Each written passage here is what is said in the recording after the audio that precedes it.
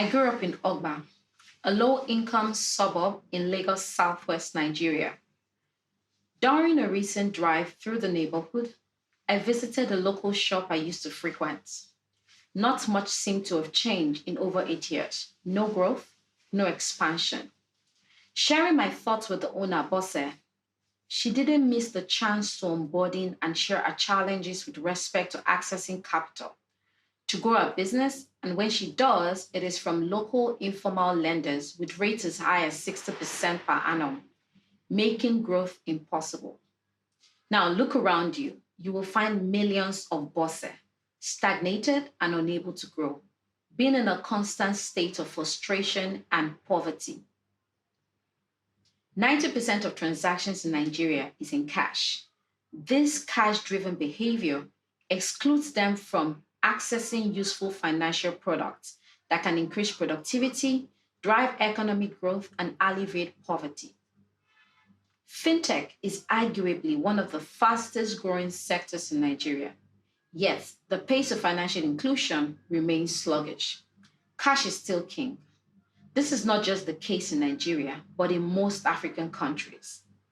According to the World Bank, 43% of sub-Saharan Africans are financially included, but 95% of retail transactions are in cash.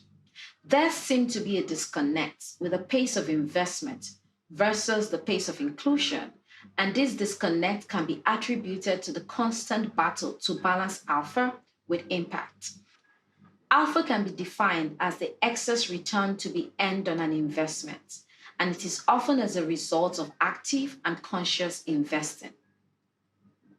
Fintech growth depends on access to capital, whether early stage capital to prove the viability of the business or growth capital to achieve scale and sustainability.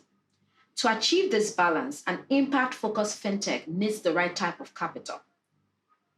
To focus on a largely ignored segment as Bankly is doing, education and distribution will precede digitization. It is critical to build low-cost distribution infrastructure, which requires time and capital. When we commenced operations in 2019, we were naive enough to underestimate the depth of the challenge and the work needed to build the foundation required for sustainable financial inclusion. However, we had no doubt in our clarity and our ability to solve it. Over the last 2 years, we have focused on building the required distribution rails necessary to provide access and educate the bosses of Africa.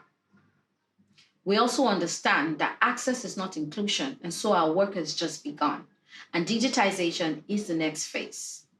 Inclusion has largely been driven by traditional banks in Nigeria, moving us from single-digit inclusion numbers to over 40% after 2 decades.